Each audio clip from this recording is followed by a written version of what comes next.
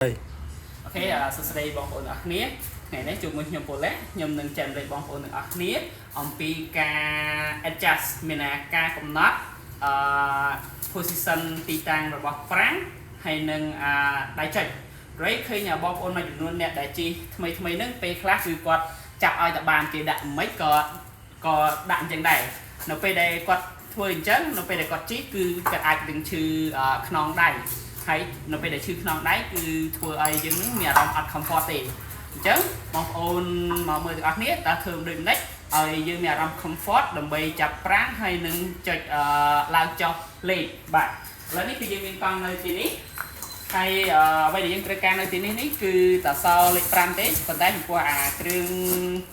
ថ្លៃដូចជា DO12 លេខគឺសលេខ4មិនតែអាគ្រឿងដូចជា entry level ដំបូងគឺយើងត្រូវការសលេខ5តែបន្ទាប់នេះគឺយើងធ្វើបានហើយឥឡូវនេះយើងចូលមកមើល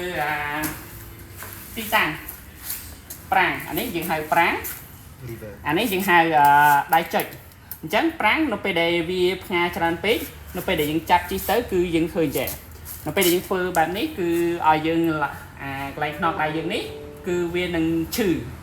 ហើយនេះទៀតដៃចុចទៀតសតនៅពេលដែលធ្វើអញ្ចឹងគឺមានតែយើងត្រូវកងក់វាមកខ្លាំងអញ្ចឹងក៏ធ្វើឲ្យដៃយើងនឹងគឺវាអត់មាន comfort ក្នុងការចុចដែរអញ្ចឹងដើម្បីឲ្យធ្វើ comfort ឥឡូវនេះយើងមកដូរទីតាំងទាំងអស់គ្នាអូខេដំបូងយើងគ្រាន់តែនេះវាមុនទៅអ្វីដែលយើងត្រូវធ្វើមុនគឺយើងត្រូវដោះអាកន្លែងលេខមុនដៃចុចមុនព្រោះអាដៃចុចនេះវានៅបាំងប្រាំងអូខេយើងធ្វើអញ្ចឹងមកបាទឲ្យស្រួលឲ្យមានបន្លាស់ធ្វើស្រួលទៅហើយយើងដាក់ប្រាំងតិចហ្នឹងឥឡូវយើងបានហើយឥឡូវយើងចាប់ដើមកំណត់ទីតាំងវាជឿទៅអ្នកទាំងអស់គ្នាព្យាយាមដាក់ធ្វើម៉េចឲ្យបានជឿទៅខ្ញុំចូលតែងតែនិយាយថាហើយជា45ដឺក្រេ45ដឺក្រេហ្នឹងគឺវាល្មមអញ្ចឹងចន្លោះពី45ទៅ50ដឺក្រេហ្នឹងគឺជាចន្លោះដែល comfort ដែលឆ្អឹងយើងហ្នឹងទៅស្របគ្នាមានតែទៅស្របគ្នាអញ្ចឹងទៅដើម្បីឲ្យវាស្របស្រួលអញ្ចឹងអូខេដូចនៅទីនេះអញ្ចឹងអូខេខ្ញុំគិតថាប្រហែលជាប៉ុណ្ណឹងហើយយើងយកដៃយើងមកលោពីលើមកអូខេអូខេអញ្ចឹងឥឡូវយើងចាប់ដើមរត់ទៅវិញហើយការងារនេះដែរគឺងាយទេមានអ្នកអស់គ្នាត្រូវការតាអាឡឹងខីតែមួយមកគឺចប់ហើយអញ្ចឹងបើយើងជាអ្នកជិះកង់គឺយើងមានតែសោតាមួយឈុតទៅក៏ស្រួលដែរដែលយើងរៀបចំជួសជុលទៅហើយឥឡូវនេះយើងដល់ដៃចុចអី